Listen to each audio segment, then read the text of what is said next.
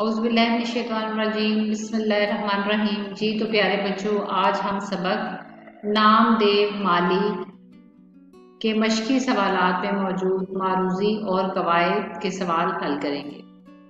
जी तो बच्चों, आज हम सवाल नंबर 2, 3, 6 और 8 हल करने के साथ साथ उर्दू कवायद में ज़ू मानी अल्फाज भी सीखेंगे। जी तो स्टूडेंट्स, सबक नामदेव माली किस किताब से लिया गया है? जहां पर सबक का इख्तिताम होता है वहां पर आपको इस किताब का नाम लिखा हुआ नजर आएगा, चंद हम असर। लिहाजा सबक नामदेव माली किस किताब से लिया गया है कि दुरुस्त ऑप्शन है चंद हम असर। मकबरा राबिया दुरानी कहाँ वाक़या है? दुरुस्त ऑप्शन है औरंगाबाद में। बाग के दरोगा कौन थे? सैयद सिराजुल हसन, मौलवी अब्दुल हक, अब्दुल रहीम फैंसी, अयूब अब्बासी। तो बेटा आपने इसमें कंफ्यूज नहीं होना क्योंकि इन तमाम नामों का जिक्र आपके चैप्टर में आया है। मौलवी अब्दुल हक तो इसके मुसन्निफ का नाम है और बाकी के भी मुख्तलिफ हवालों से आपने लेसन में नाम पढ़े, लेकिन दुरुस्त ऑप्शन है बाग के दरोगा का नाम था अब्दुल रहीम फैंसी। नामदेव बड़ी तनदही से अपने काम में मसरूफ और मगन रहता, उसकी वजह क्या थी? तो ना उसे तनख्वाह का लालच था, ना बेइज्जती का खौफ था, ना अफसरान की खुशी के लिए करता था, बल्कि अपने काम से मोहब्बत थी। लिहाजा दुरुस्त ऑप्शन है अपने काम से मोहब्बत। मुसन्निफ ने किस चीज को बेकार कहा है? बेमज़ा काम। मुसन्निफ ने इंसान की फितरी कमजोरी की बिना पर इसे कहा है काहिल और कामचोर, काहिल और निकम्मा या निकम्मा और कामचोर, काहिल और कामचोर। इसके दुरुस्त ऑप्शन है बेटा काहिल और कामचोर। गदला पानी पौधों के लिए था आबे हयात, ये आपने सेंटेंस पढ़ा था, लेकिन उस कहत के दौर में ये गदला पानी पौधों के लिए आबे हयात से कम न था। दर्जा कमाल तक पहुंचने के लिए जरूरी है जद्दोजहद, सलाहियत, खुशबख्ती या वसाइल का होना। तो दुरुस्त ऑप्शन है दर्जा कमाल तक पहुंचने के लिए जद्दोजहद यानी कोशिश जरूरी है। लिहाजा लेकिन आप बेटा जद्दोजहद का लफ्ज़ ही लिखेंगे क्योंकि यही आपकी चैप्टर में ये लफ्ज़ इस्तेमाल हुआ है। डॉक्टर सिराजुल हसन की एक खूबी ये थी कि वो थे नबास, फयास, मर्दम शनास, खुश मिजाज। जी बेटा, उनकी किस खूबी का जिक्र किया गया आपके सबक में? शाबाश, मर्दम शनास यानी आदमियों की पहचान रखते थे। सबक के मतन को मद्देनजर रखकर दुरुस्त और गलत जवाब की निशानदही करें। सच्चाई, नेकी और हुस्न किसी की मिरास नहीं। तो ये जवाब बेटा दुरुस्त है। ये आपका सबक जहाँ से आगाज होता है तो शुरू की लाइंस में ये स्टेटमेंट है कि सच्चाई, नेकी और हुस्न जो है वो किसी को विरासत में नहीं मिलते, किसी की मिरास नहीं। नामदेव फूलों और फलों की शनाख्त रखता था, तो ये बेटा गलत है। फलों का जिक्र नहीं है आपके लेसन में, फूलों का ही जिक्र है। नामदेव माली 2 बच्चों का बाप था, ये भी गलत है। दर्जा कमाल तक पहुंचने की कोशिश हर कोई दर्जा कमाल तक पहुंच सकता है, ये गलत है बेटा। दर्जा कमाल पहुंचने की कोशिश तो हर कोई करता है, लेकिन दर्जा कमाल को कोई कोई पहुंचता है। नामदेव माली मकबरा राबिया दुरानी के बाग में चौकीदार था, तो ये भी गलत स्टेटमेंट है। बेमज़ा काम नहीं, बेगार है। ये अभी जैसा कि आपने चूज द करेक्ट आंसर में ये कहा, ये पढ़ा है कि बेमज़ा काम काम नहीं बेगार है, यानी नामदेव माली का ये मानना था कि वो काम जिसमें मज़ा ना आए, जिसे इंसान दिल से ना करे, वो काम काम नहीं बल्कि बेगार है। नामदेव माली बच्चों के इलाज में बड़ी महारत रखता था, दुरुस्त। ये ऑप्शन इसलिए गलत है कि बेटा वो जड़ी बूटियों की शिनाख्त रखता था ना, फूलों और फलों की शिनाख्त नहीं रखता था। नामदेव माली मुख्तलिफ जड़ी बूटियों की शिनाख्त रखता था। बाग के दरोगा को दूसरों से काम लेना नहीं आता था, ये गलत है क्योंकि बाग के दरोगा को दूसरों से बहुत अच्छे तरीके से काम लेना आता था। और अभी आप चूज द करेक्ट आंसर में पढ़ चुके हैं कि बाग के दरोगा का नाम था अब्दुल रहीम फैंसी। नामदेव शहद की मक्खियों के काटने से फौत हो गया, ये दुरुस्त है।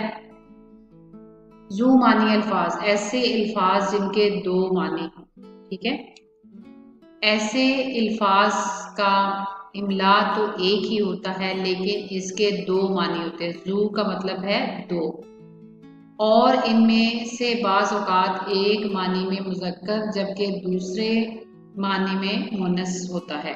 मसलन तकरार, अगर उसको झगड़े के मानी में लिया जाए तो वो मुअन्नस है, और अगर इआदा यानी रिपीट करना, तकरार, अल्फाज की तकरार यानी रिपीट करना, तो रिपीट करना को उर्दू में इआदा भी कहते हैं। इआदा दोहराई, रिपीट करना मुज़क्कर है। तो यानी अगर इसको इआदा यानी दोहराई के मानों में लिया जाए तो ये मुज़क्कर है, और अगर इसको झगड़ा के मानों में लिया जाए तो ये मुअन्नस है। तो तकरार के दो मानी है, झगड़ा भी है।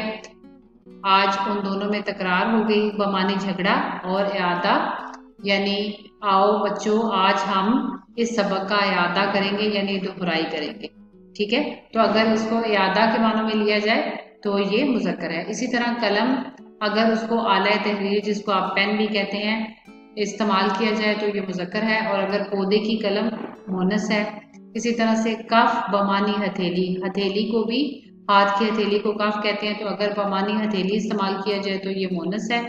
और अगर जो बेटा कपड़े को रगड़ने से झाग बनती है, जो उसको झाग जो है वो मुज़क्कर है।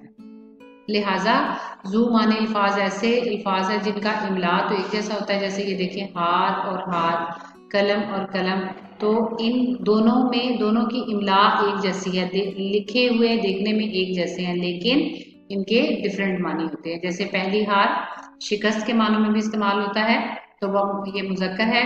भारत क्रिकेट में बांग्लादेश से हार गया। जबकि दूसरा हार माला, मैंने अम्मी के लिए मोतिया के फूलों का हार बनाया।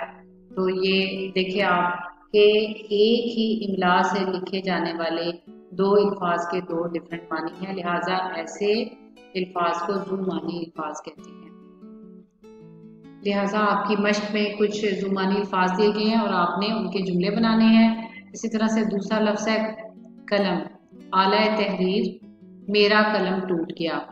कलम शाख, अबू ने बाग में आम की कलम लगाई, गुलाब की कलम लगाई। कान, समात का उज़्व यानी जिस्म के एक हिस्से का नाम है जिससे हम सुनते हैं। अम्मी ने मेरी गलती पर मेरा कान पकड़ लिया। अब यहाँ देखें, ये अगर समात का आला है तो ये मुज़क्कर है, और इसी तरह से दूसरी तरह से ये मुअन्नस यूज़ हुआ है। कान ज़ेरे ज़मीन मादनियात, सवात में कीमती पत्थरों की कान है। इसी तरह से कोयले की कान, सोने की कान। तो उर्दू एक ज़ुबान लैंग्वेज का नाम है। पाकिस्तान की कौमी ज़ुबान उर्दू है। उर्दू मज़मून, मेरी उर्दू की किताब गुम गई है। मज़मून से मुराद है एज अ सब्जेक्ट, यानी जैसे आप कहते हैं उर्दू, इंग्लिश, साइंस, बायो। तो इस तरह से उर्दू को आप यानी एज अ उर्दू का लफ्ज़ हम एज अ लैंग्वेज भी लेते हैं और एज अ सब्जेक्ट भी लेते हैं। तो मेरी उर्दू की किताब गुम गई है। कफ झाग, गुस्से से पहलवान के मुंह से कफ निकल रहा था। कफ आस्तीन, भैया के कफ का बटन टूट गया है।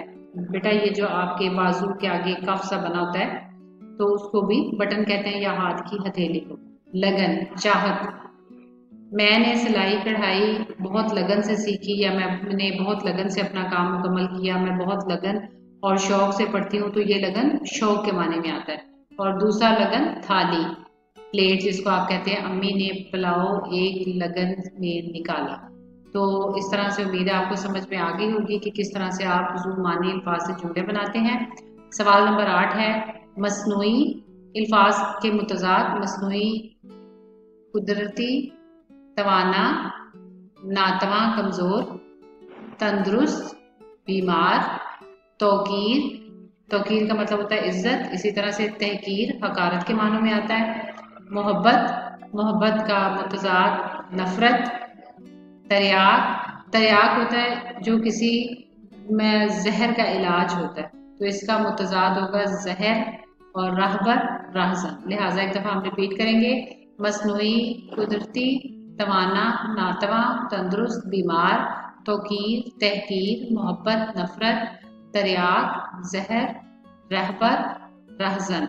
रहबर रास्ता दिखाने वाला, रहनुमाई करने वाला।